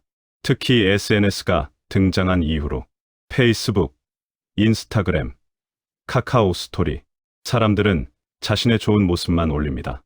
여행 간 사진, 맛있는 음식, 행복한 가족, 성공한 순간. 우리는 그것을 봅니다. 하루에도 수십 번, 수백 번. 친구의 해외여행, 지인의 새 차, 동료의 승진, 이웃의 자녀 자랑. 끊임없이 비교하게 됩니다. 그리고 대부분의 경우 우리는 뒤처진 것처럼 느껴집니다. 왜냐하면 우리는 우리의 평범한 일상과 타인의 특별한 순간을 비교하기 때문입니다. 타인은 좋은 것만 보여주고 나는 평범한 나를 보니까요. 50대, 60대, 70대는 SNS를 덜 한다고 생각할 수 있습니다. 하지만 그렇지 않습니다. 요즘은 중장년층도 SNS를 많이 합니다. 그리고 오히려 더 영향을 받을 수 있습니다. 왜냐하면 평생 알고 지낸 사람들의 삶을 보기 때문입니다. 20대, 30대는 새로운 관계를 만들 수 있습니다. 하지만 중장년은 대부분 오래된 관계입니다. 학교 동창, 직장 동료, 교회 친구, 수십 년을 알고 지낸 사람들입니다. 그 사람들의 SNS를 봅니다. 손주 사진, 여행 사진, 자녀 자랑, 그리고 비교합니다. 저 사람은 손주가 벌써 둘인데 나는, 저 사람은 유럽 여행을 다녀왔는데 나는, 저 사람 아들은 대기업인데 우리 아이는, 이런 비교가 하루에도 여러 번 일어납니다. 그리고 그때마다 감정이 쌓입니다. 작은 감정들입니다. 한 번 한 번은 별것 아닙니다. 하지만 매일, 매주, 매년 쌓이면 큰 덩어리가 됩니다. 그것이 르상티망입니다. 여기서 우리는 다시 쇼펜하우어로 돌아가야 합니다. 처음에 던졌던 그 문장. 인간은 자신보다 뛰어난 사람을 싫어한다. 이 문장은 쇼펜하우어 철학의 작은 조각일 뿐입니다. 쇼펜하우어는 더 깊은 것을 보았습니다. 그는 의지와 표상으로서의 세계에서 인간 존재의 본질을 탐구했습니다. 쇼펜하우어가 본 세계는 이랬습니다. 세계의 본질은 의지입니다. 끊임없이 무언가를 원하는 힘, 멈추지 않는 욕망, 그리고 이 의지, 이 욕망이 인간 고통의 근원이라고 쇼펜하우어는 말했습니다. 왜냐하면 욕망은 결핍에서 옵니다. 무언가를 원한다는 것은 그것이 없다는 뜻입니다. 그래서 욕망은 고통입니다. 욕망이 채워지지 않으면 괴롭습니다. 하지만 욕망이 채워지면 어떻게 될까요? 쇼펜하우어는 말합니다. 잠깐 만족할 뿐이라고. 곧 권태가 찾아온다고. 그리고 권태를 피하기 위해 새로운 욕망이 생긴다고. 이것이 끝없이 반복된다고. 욕망, 고통, 만족, 권태, 새로운 욕망, 고통. 이 순환에서 벗어날 수 없다고. 예를 들어보겠습니다. 당신은 더 좋은 집을 원했습니다. 몇 년을 모아서 드디어 새 아파트로 이사했습니다. 처음에는 만족스러웠습니다. 기뻤습니다. 하지만 얼마나 갔습니까? 한 달, 석 달, 1년? 익숙해지면 그 만족감은 사라집니다. 그리고 다시 봅니다. 더 좋은 동네에 사는 사람을, 더 큰 평수에 사는 사람을. 그러면 다시 욕망이 생깁니다. 저런 집에 살면 좋겠다. 채워진 욕망은 곧 새로운 욕망을 낳습니다. 이것이 쇼펜하우어가 본 인간의 조건입니다. 그렇다면 타인과의 비교는 어떻게 될까요? 쇼펜하우어의 철학으로 보면 비교는 욕망을 만들어내는 가장 강력한 기제입니다. 타인이 무언가를 가진 것을 보면 나도 그것을 원하게 됩니다. 르네 지라르가 말한 모방 욕망과 정확히 일치합니다. 그리고 타인이 그것을 가졌는데 내가 갖지 못하면 그것은 고통이 됩니다. 쇼펜하우어가 말한 욕망의 고통입니다. 더 나아가 내가 그것을 얻어도 곧 더 나은 것을 가진 또 다른 사람을 보게 됩니다. 그러면 새로운 욕망이 생기고 새로운 고통이 시작됩니다. 이것이 끝이 없습니다. 왜냐하면 항상 나보다 더 많이 가진 사람이 있으니까요. 항상 나보다 더 성공한 사람이 있으니까요.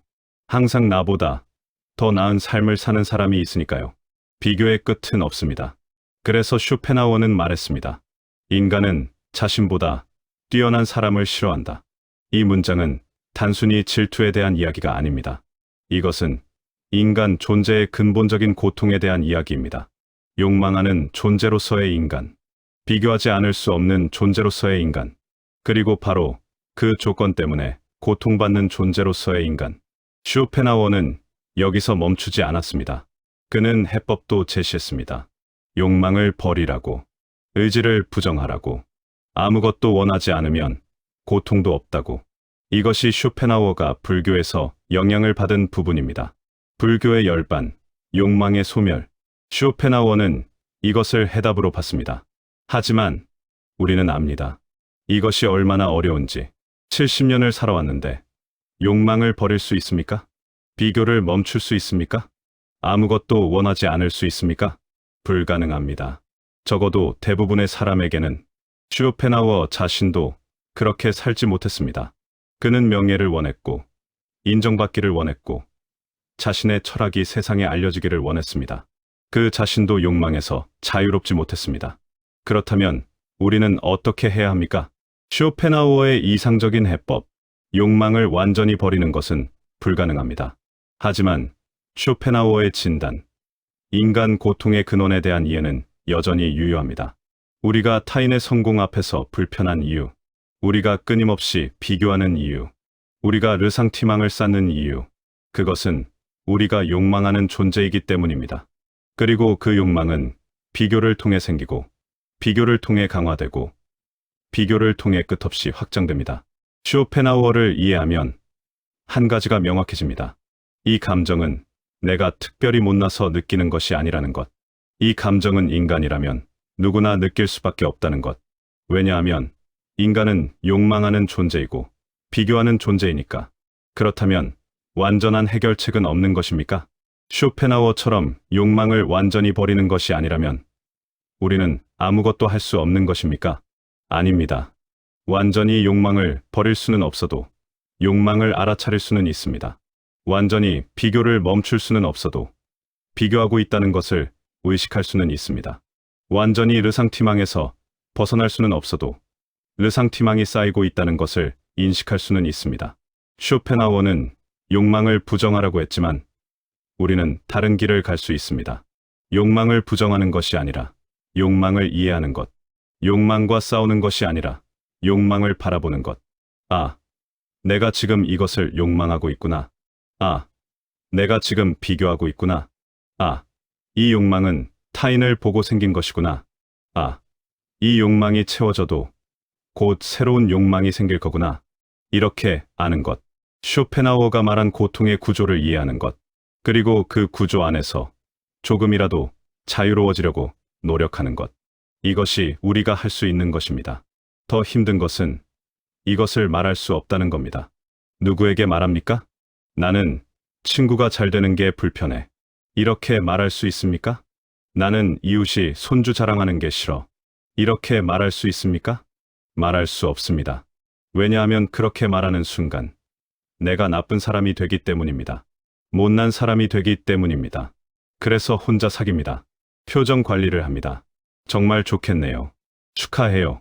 이렇게 말하면서 속으로는 무겁습니다. 이것이 반복되면 어떻게 될까요? 감정과 표현 사이의 괴리가 점점 커집니다. 안으로는 불편한데 밖으로는 웃어야 합니다. 안으로는 무거운데 밖으로는 축하해야 합니다. 이 괴리가 사람을 지치게 합니다. 그리고 그 지친 마음이 쌓이면 그것이 르상티망이 됩니다.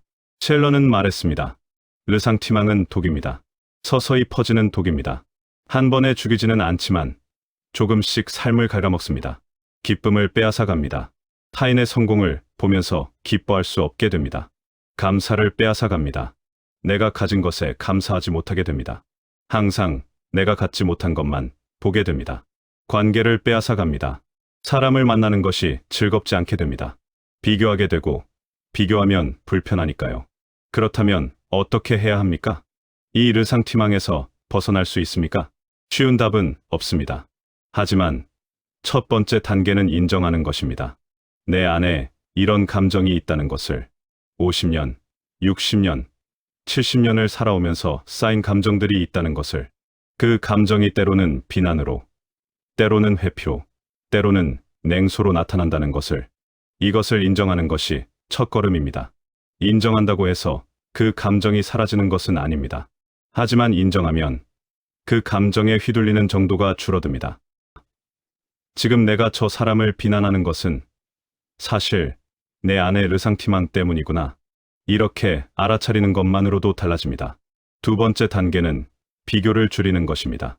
완전히 멈출 수는 없습니다. 인간은 비교하는 존재니까요. 하지만 줄일 수는 있습니다. SNS를 덜 보는 것, 끊임없이 타인의 좋은 순간을 보는 것을 줄이는 것, 나와 비교할 필요가 없는 것들을 보는 시간을 줄이는 것, 이것만으로도 마음이 가벼워집니다. 세 번째 단계는 나의 것을 보는 것입니다. 타인이 가진 것이 아니라 내가 가진 것을, 타인이 이룬 것이 아니라 내가 이룬 것을, 타인의 행복이 아니라 나의 행복을. 이것은 쉽지 않습니다. 왜냐하면 우리는 평생 비교하며 살았으니까요. 하지만 연습할 수 있습니다. 매일 조금씩. 오늘 나에게 좋았던 것은 무엇인가? 지금 내가 감사할 수 있는 것은 무엇인가? 내가 가진 것 중에 소중한 것은 무엇인가? 이런 질문을 스스로에게 던지는 것. 그것이 르상티망의 독을 조금씩 빼내는 방법입니다. 르상티망은 평생 완전히 없어지지 않을 수도 있습니다. 너무 오래, 너무 깊이 쌓였기 때문에. 하지만 인정하고, 비교를 줄이고, 나의 것을 보는 연습을 하면 그 독의 힘이 약해집니다.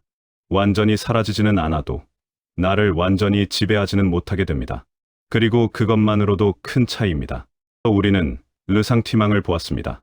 억눌린 감정이 쌓여서 비난이 되고 회피가 되고 냉소가 되는 것을, 평생 쌓인 그 감정이 우리를 조금씩 갉아먹는 것을.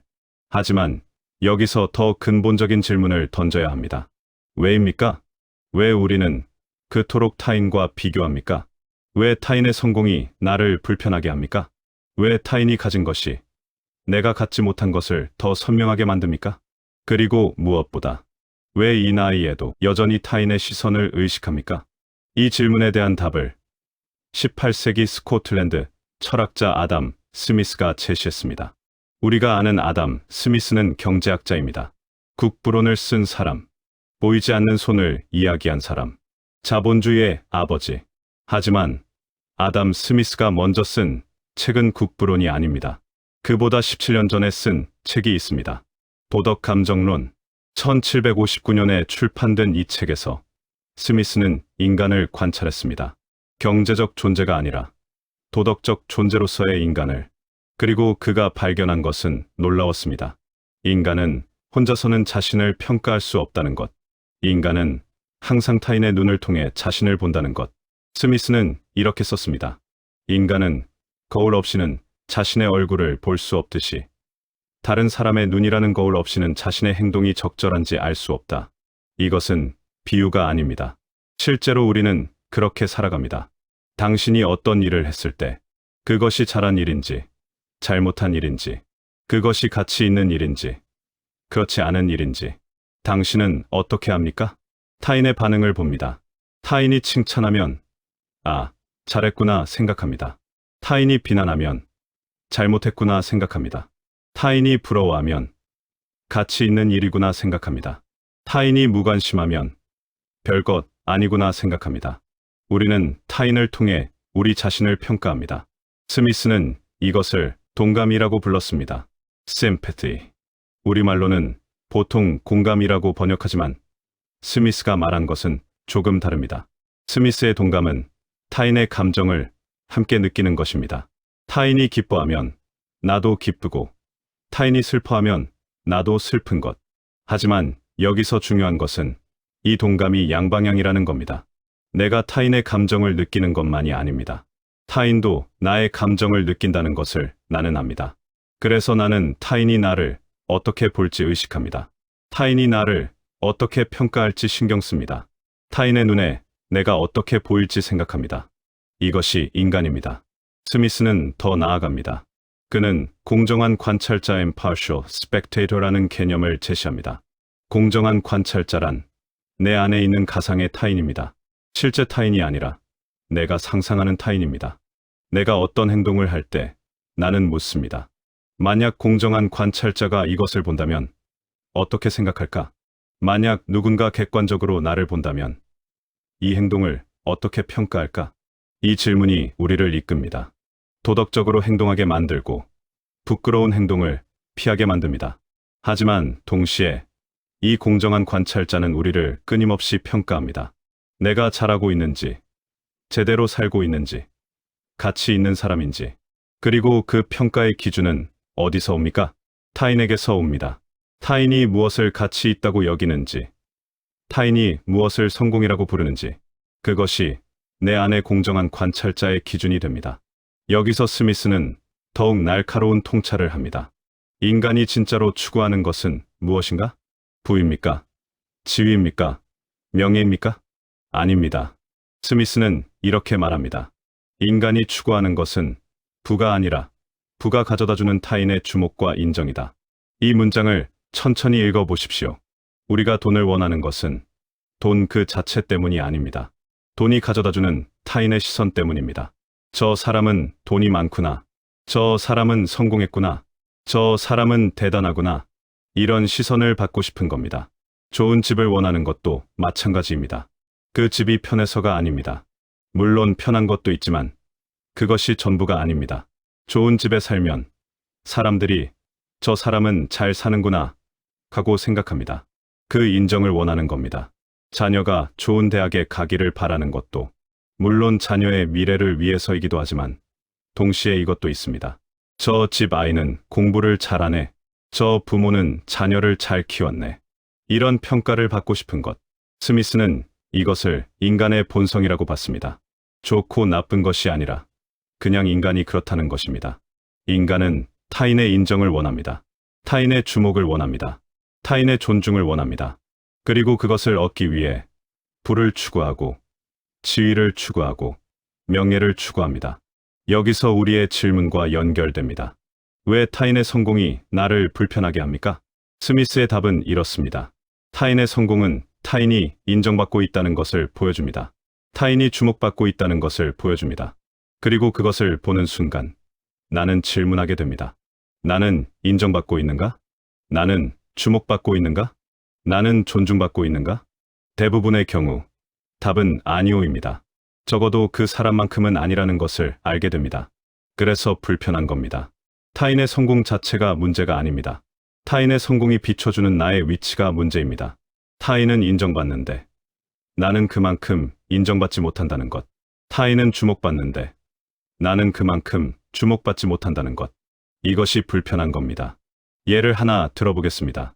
교회에 다니는 두 집사님이 있습니다. 비슷한 나이입니다. 한 집사님의 아들이 의사가 되었습니다. 교회에서 모두 축하합니다. 집사님, 정말 잘 됐습니다. 아드님이 훌륭하시네요. 집사님, 수고 많으셨네요. 기도 많이 하셨죠? 부럽습니다. 우리 집 아이도 그랬으면. 이런 말들을 듣습니다. 그 집사님은 기쁩니다. 물론 아들이 의사가 되어서 기쁘기도 하지만 이것도 있습니다. 사람들의 인정, 사람들의 주목, 사람들의 존중. 저 집사님은 자녀를 잘 키웠구나. 저 집사님은 신앙생활도 잘하고 자녀 교육도 잘하셨구나. 이런 평가를 받는 것이 기쁩니다. 반대편에 있는 다른 집사님은 어떻습니까? 그분도 자녀가 있습니다. 하지만 의사는 아닙니다. 그분은 축하합니다. 진심으로 축하합니다. 하지만 집으로 돌아오는 길 생각합니다. 사람들이 저 집사님을 보는 눈빛, 존중과 부러움이 섞인 그 눈빛, 그리고 나를 보는 눈빛, 특별할 것 없는 평범한 눈빛, 이것이 다릅니다. 같은 교회에 다니고 같은 신앙을 가지고 비슷한 나이를 살아왔지만 사람들의 시선이 다릅니다. 한 사람은 성공한 부모, 다른 사람은 그냥 평범한 부모. 이 차이가 보입니다. 그리고 이것이 불편합니다.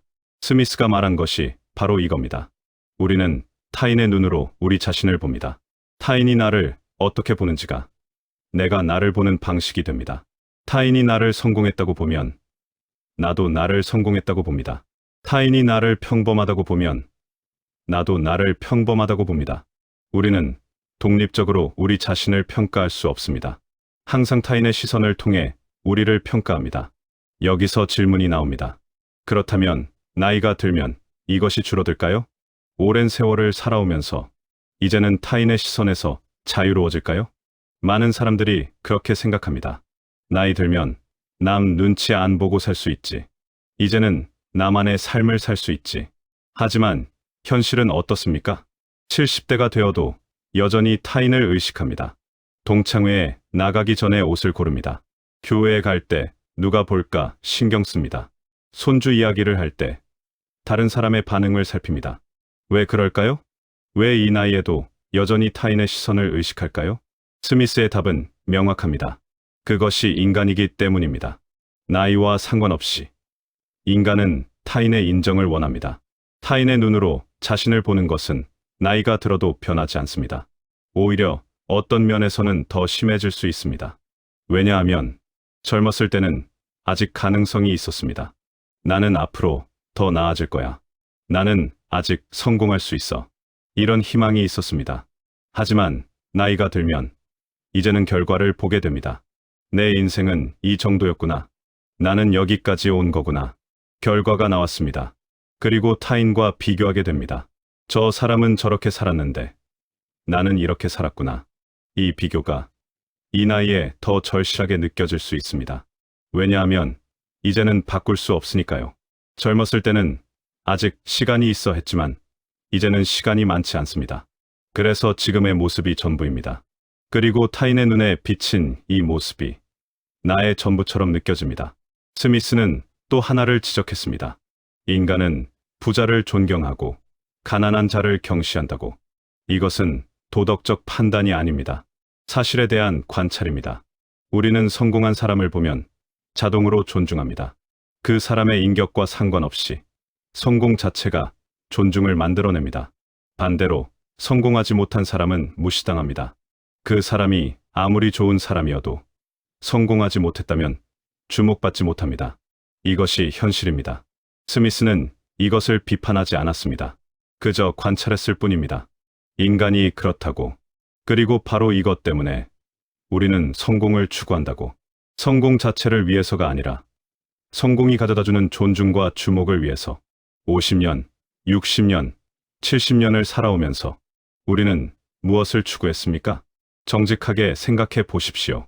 좋은 집, 좋은 차, 자녀의 성공, 사회적 지위, 이런 것들을 원했다면 왜 원했습니까? 그것 자체가 좋아서였습니까? 아니면 그것이 가져다주는 타인의 시선 때문이었습니까? 저 사람은 잘 사네. 저 사람은 성공했네. 저 사람은 대단하네. 이런 평가를 듣고 싶어서였습니까? 대부분의 경우 둘 다일 것입니다. 그것 자체도 원했고 동시에 타인의 인정도 원했을 것입니다. 문제는 타인의 인정을 원하는 것 자체가 아닙니다. 문제는 타인의 인정이 우리 삶의 전부가 될 때입니다. 타인이 나를 어떻게 보는가가 내가 나를 보는 유일한 기준이 될 때, 타인이 인정하지 않으면 나도 나를 인정하지 못할 때, 그때 우리는 타인에게 종속됩니다. 스미스의 공정한 관찰자는 원래 우리 안에 있는 것입니다. 내가 스스로를 평가하는 내면의 목소리입니다. 하지만 이 공정한 관찰자가 완전히 타인의 시선으로 대체되면 내 안의 목소리가 사라지고 타인의 목소리만 남게 되면 우리는 우리 자신을 잃게 됩니다. 친구가 새 아파트로 이사를 갔습니다. 당신은 불편했습니다. 왜 불편했습니까? 스미스의 렌즈로 보면 이렇습니다. 친구의 새 아파트는 친구가 인정받았다는 신호입니다. 사람들이 잘 사네 하고 생각하는 신호입니다. 그리고 당신은 자동으로 비교합니다. 나는 인정받고 있는가? 사람들이 나를 보고 잘 산다고 생각하는가? 그 비교에서 당신은 뒤처진 것처럼 느껴집니다. 친구만큼 인정받지 못한다고 느껴집니다. 그래서 불편한 겁니다. 친구의 아파트가 문제가 아닙니다. 타인의 눈에 비친 나의 모습이 문제입니다. 스미스는 이것의 해결책을 제시하지는 않았습니다. 그는 그저 인간이 그렇다고 관찰했을 뿐입니다. 인간은 타인의 눈으로 자신을 보고 타인의 인정을 원하고 그것을 위해 부와 지위를 추구한다고. 하지만 그의 관찰을 이해하는 것 자체가 도움이 됩니다. 왜냐하면 내가 왜 불편한지 알게 되니까요. 내가 왜 비교하는지 알게 되니까요. 내가 왜 타인의 성공에 민감한지 알게 되니까요. 그것은 내가 나쁜 사람이어서가 아닙니다. 그것은 내가 인간이기 때문입니다. 인간은 타인의 눈으로 자신을 보는 존재입니다. 완전히 독립적으로 자신을 평가할 수 없는 존재입니다. 이것을 아는 것, 이것을 인정하는 것, 그것이 첫 번째 단계입니다. 그 다음에는 질문할 수 있습니다. 타인의 눈으로 나를 보는 것이 전부는 아니지 않은가? 타인의 인정이 나의 가치를 결정하는 것은 아니지 않은가? 내 안의 공정한 관찰자를 타인의 목소리가 아니라 나의 목소리로 채울 수는 없는가? 이 질문들이 우리를 다음 단계로 데려갈 것입니다. 타인의 시선에서 완전히 자유로워질 수는 없을 것입니다. 스미스가 말했듯이 그것은 인간의 본성이니까요. 하지만 타인의 시선이 나의 전부가 되지 않게 할 수는 있습니다. 타인의 인정을 원하되 그것에 종속되지 않을 수는 있습니다. 어떻게요? 그것을 함께 생각해 보겠습니다. 여기까지 왔습니다. 우리는 질투라는 이름표의 폭력을 보았습니다. 거리의 법칙을 이해했습니다. 가까운 사람일수록 더 불편한 이유를 르네 지라르를 통해 알았습니다. 우리는 모방하는 존재라는 것을. 막스 셸러의 르상티망을 보았습니다. 쌓인 감정이 독이 되는 과정을 아담 스미스를 통해 발견했습니다. 우리는 평생 타인의 눈으로 우리 자신을 본다는 것을. 그렇다면 이제 질문은 하나입니다. 어떻게 살아갈 것인가? 이 감정을 없앤 수는 없습니다. 그것은 이미 분명해졌습니다. 타인과 비교하는 것을 완전히 멈출 수도 없습니다. 타인의 시선에서 완전히 자유로워질 수도 없습니다. 오랫동안 살아왔지만 다음에 또 누군가의 좋은 소식을 들으면 여전히 복잡할 것입니다. 그렇다면 우리는 무엇을 할 수 있습니까? 아무것도 할 수 없는 것입니까? 그렇지 않습니다. 감정 자체는 바꿀 수 없지만 그 감정과의 관계는 바꿀 수 있습니다. 감정을 없앨 수는 없지만 감정을 대하는 방식은 선택할 수 있습니다. 완벽해질 수는 없지만 조금은 자유로워질 수 있습니다. 첫 번째로 우리가 할 수 있는 것, 인정입니다. 이 감정이 있다는 것을 인정하는 것. 이 감정이 나쁘다고 판단하지 않고 그저 있다는 것을 인정하는 것. 나는 지금 불편하다. 누군가의 성공을 보고 마음이 무겁다. 비교하고 있다. 타인의 시선을 의식하고 있다. 이렇게 인정하는 것. 판단 없이, 자책 없이, 그저 그렇구나 하고 인정하는 것. 이것이 첫 번째 단계입니다. 인정한다고 해서 감정이 사라지는 것은 아닙니다. 하지만 인정하면 무언가가 달라집니다. 감정에 완전히 잠기지 않게 됩니다. 감정을 느끼면서도 동시에 그 감정을 보는 눈이 생깁니다. 내가 지금 이런 감정을 느끼고 있구나. 이렇게 아는 것. 이것을 심리학에서는 메타인지라고 부릅니다. 감정에 대해 아는 것, 생각에 대해 생각하는 것, 나를 바라보는 또 하나의 눈을 갖는 것. 교회에서 다른 집사님이 손주 자랑을 합니다. 당신은 축하합니다. 하지만 마음 한구석이 무겁습니다. 이전 같으면 이 무거움을 느끼고 곧바로 자책했을 것입니다. 왜 나는 이런 감정을 느끼는 거지? 나는 나쁜 사람이야. 하지만 이제는 다르게 할 수 있습니다. 내가 지금 무거움을 느끼고 있구나. 비교하고 있구나. 타인의 손주와 비교해서 내 손주가 덜 자랑스럽게 느껴지는구나. 이것은 자연스러운 감정이구나. 인간이라면 누구나 느끼는 감정이구나. 이렇게 인정하는 것. 그러면 무거움은 여전히 있지만 자책은 없습니다. 원래 감정 위에 쌓이던 두 번째, 세 번째 감정의 층이 사라집니다.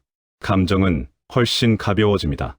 완전히 없어지지는 않아도 견딜만해집니다. 두 번째로 우리가 할 수 있는 것. 20세기 독일 심리학자이자 철학자 에리 프롬의 통찰을 빌려보겠습니다. 프롬은 1976년에 소유냐, 존재냐라는 책을 썼습니다. 프롬은 인간의 삶의 방식을 두 가지로 나눴습니다. 소유양식과 존재양식. 소유양식은 갖는 것에 초점을 맞춥니다. 나는 무엇을 가졌는가? 나는 얼마나 많이 가졌는가? 나는 남들보다 더 많이 가졌는가? 이런 질문들입니다. 소유양식으로 살면 삶은 끊임없는 비교가 됩니다. 왜냐하면 소유는 양으로 측정되고 양은 비교될 수 있으니까요. 내가 가진 것과 남이 가진 것을 비교합니다. 내 집의 크기와 남의 집의 크기를 비교합니다. 내 차와 남의 차를 비교합니다. 내 자녀와 남의 자녀를 비교합니다. 이 비교는 끝이 없습니다. 항상 나보다 더 많이 가진 사람이 있으니까요. 그래서 소유양식으로 살면 평생 만족할 수 없습니다. 반대로 존재양식은 다릅니다.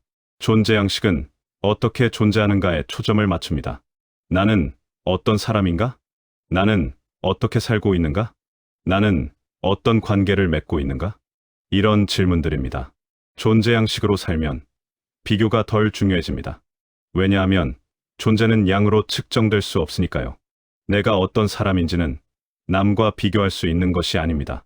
프롬은 말합니다. 현대 사회는 소유양식을 강요한다고, 끊임없이 더 많이 가지라고, 더 높이 올라가라고, 더 많이 성취하라고 부추긴다고, 그리고 그 과정에서 존재는 잊혀진다고. 살아오면서 우리는 어떤 질문을 해왔습니까? 나는 무엇을 가졌는가? 아니면 나는 어떤 사람인가? 정직하게 생각해 보십시오. 대부분 전자였을 것입니다. 좋은 집, 좋은 차, 자녀의 성공, 사회적 지위, 이런 것들을 갖기 위해 노력했을 것입니다. 그리고 그것들을 가진 사람과 비교하면서 불편해했을 것입니다. 프룸은 이것을 바꾸라고 말합니다. 소유에서 존재로, 갖는 것에서 되는 것으로, 비교에서 자기 자신으로. 구체적으로 어떻게 할까요? 다음에 누군가의 성공 소식을 들었을 때 자동으로 비교하게 될 것입니다. 나는 저것을 갖지 못했는데. 그때 잠시 멈추십시오. 그리고 질문을 바꾸십시오. 저 사람은 저것을 가졌는데 나는 왜 갖지 못했지? 가 아니라 나는 어떤 사람인가?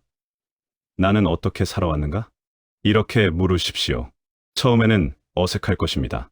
평생 소유의 언어로 살아왔는데 갑자기 존재의 언어로 바꾸는 것은 쉽지 않습니다. 하지만 연습할 수 있습니다. 매일 조금씩. 오늘 나는 어떤 사람이었는가? 오늘 나는 어떻게 존재했는가?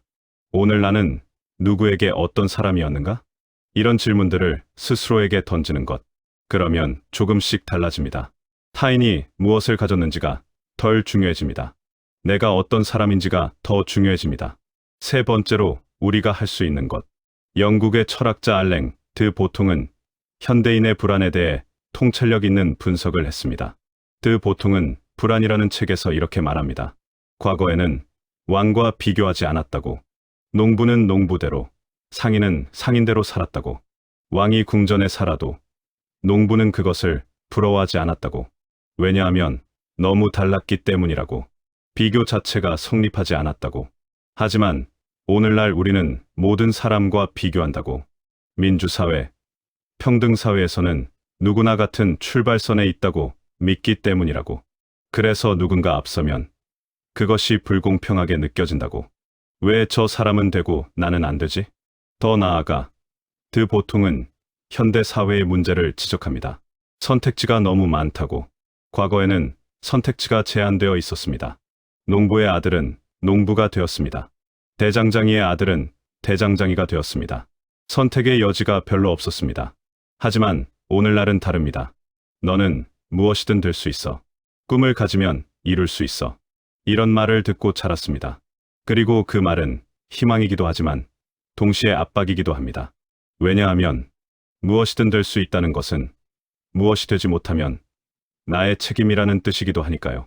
성공하면 내가 잘해서이지만 실패하면 내가 못해서입니다. 과거에는 신분 탓을 할 수 있었습니다. 나는 농부의 아들이라서. 하지만 지금은 내 탓을 해야 합니다. 나는 노력이 부족해서. 나는 능력이 부족해서. 이것이 현대인의 불안입니다. 그리고 이 불안이 끊임없는 비교를 만들어냅니다. 저 사람은 성공했는데 나는 왜 못했지? 저 사람은 되었는데 나는 왜 안 되지? 드 보통의 통찰은 이것입니다. 우리가 불안한 것은 가난해서가 아니라 남과 비교해서 가난하게 느껴지기 때문이라고. 우리가 불행한 것은 갖지 못해서가 아니라 남이 가진 것을 보면서 내가 갖지 못했다고 느끼기 때문이라고. 그렇다면 어떻게 해야 할까요? 드 보통은 말합니다. 자기만의 기준을 가지라고. 사회가 정한 성공의 기준이 아니라 자기 자신의 기준을, 타인의 눈으로 보는 것이 아니라 자기 자신의 눈으로 보라고. 이것은 쉽지 않습니다. 평생 타인의 기준으로 살아왔는데 갑자기 자기 기준을 찾는 것은 어렵습니다. 하지만 질문은 던질 수 있습니다. 나에게 진짜 중요한 것은 무엇인가? 사회가 중요하다고 말하는 것이 아니라 나에게 진짜 중요한 것은 무엇인가? 타인이 부러워할 만한 것이 아니라 나를 진짜 행복하게 하는 것은 무엇인가? 이런 질문들. 70대 어르신 한 분이 있었습니다. 평생 성실하게 살아왔지만 크게 성공하지는 못했습니다. 동창들은 대부분 그보다 잘 살았습니다. 동창회에 가면 항상 위축되었습니다. 나는 별로 이룬 게 없는데. 그런데 어느 날 그분이 깨달았습니다. 내가 정말 원했던 게 뭐였지? 큰 집, 좋은 차, 높은 지위? 아니면 가족과 함께하는 평범한 행복? 생각해보니 그분에게 진짜 소중했던 것은 후자였습니다. 자녀들과 저녁을 함께 먹는 것, 손주들이 놀러 오는 것, 아내와 산책하는 것, 이런 것들이 그분을 행복하게 했습니다. 동창들이 가진 것들은 사실 그분이 진짜 원했던 것이 아니었습니다. 다만 성공이라는 사회적 기준에 맞춰서 그것을 원해야 한다고 생각했을 뿐이었습니다. 이것을 깨닫고 나니 동창회가 편해졌습니다. 타인과 비교하는 대신 자기 자신을 보게 되었습니다. 나는 내 방식대로 행복하게 살아왔구나. 이것이 자기만의 기준을 갖는 것입니다. 네 번째로 우리가 할 수 있는 것. 감정은 왔다가 간다는 것을 아는 것입니다. 모든 감정은 영원하지 않습니다. 기쁨도 왔다가 갑니다. 슬픔도 왔다가 갑니다. 이 불편한 감정도 왔다가 갑니다. 누군가의 좋은 소식을 들었을 때 마음이 무거워집니다. 그 무거움은 1시간 갈 수도 있고 하루 갈 수도 있고 며칠 갈 수도 있습니다. 하지만 영원히 가지는 않습니다. 시간이 지나면 그 감정은 약해집니다. 다른 일들이 생기고 다른 감정들이 오고 그러면서 자연스럽게 흐려집니다. 문제는 우리가 그 감정을 붙잡고 있을 때입니다. 계속 생각하고 계속 되새기고 계속 그것에 집중할 때 그러면 감정이 더 오래 머뭅니다. 더 강해집니다.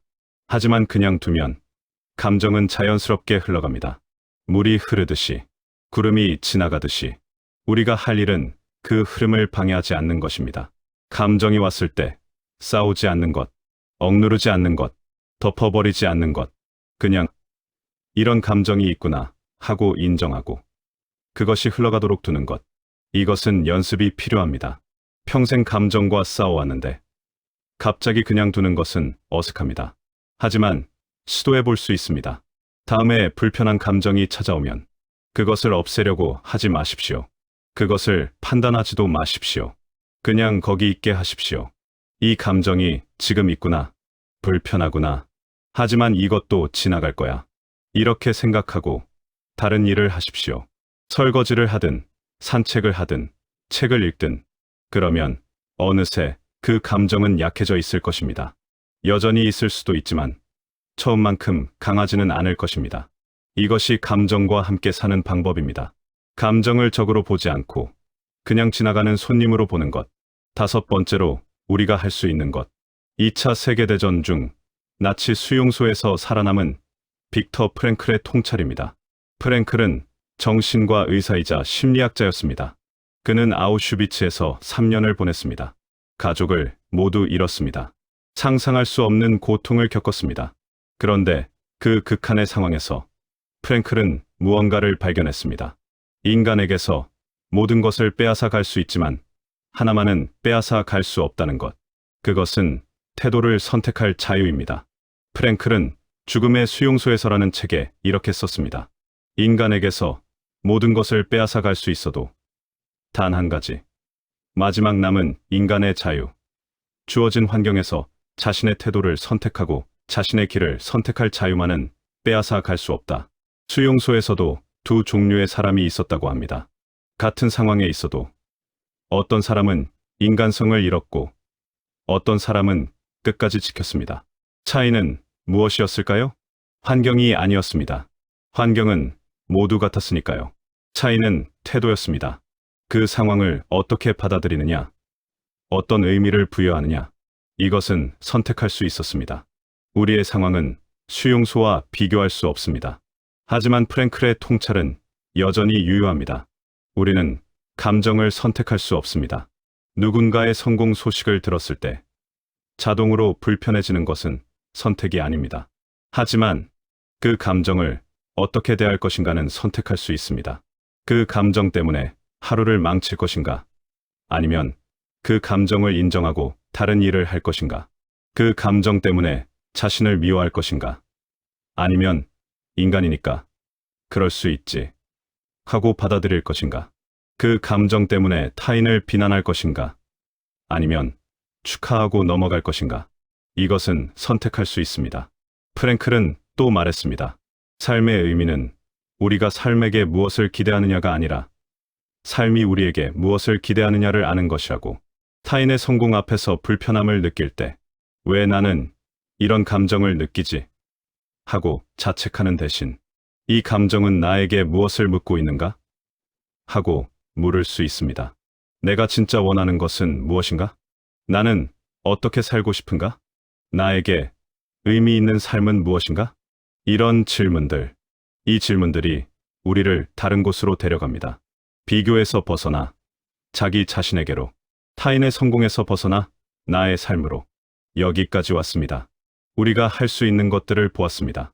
인정하기, 소유에서 존재로 전환하기, 자기만의 기준 갖기, 감정이 흘러가도록 두기, 태도를 선택하기. 이것들이 완벽한 해결책은 아닙니다. 이것들을 한다고 해서 다음에 누군가의 성공 소식을 들었을 때 전혀 불편하지 않은 것은 아닙니다. 여전히 복잡할 것입니다. 여전히 비교하게 될 것입니다. 여전히 타인의 시선을 의식할 것입니다. 하지만 조금은 달라질 것입니다. 예전만큼 휘둘리지는 않을 것입니다. 예전만큼 자책하지는 않을 것입니다. 예전만큼 오래 그 감정에 머물지는 않을 것입니다. 그리고 그 조금이 중요합니다. 완벽해질 필요는 없습니다. 조금씩 나아지면 됩니다. 50년, 60년, 70년을 한 방식으로 살아왔는데 하루아침에 바뀔 수는 없습니다.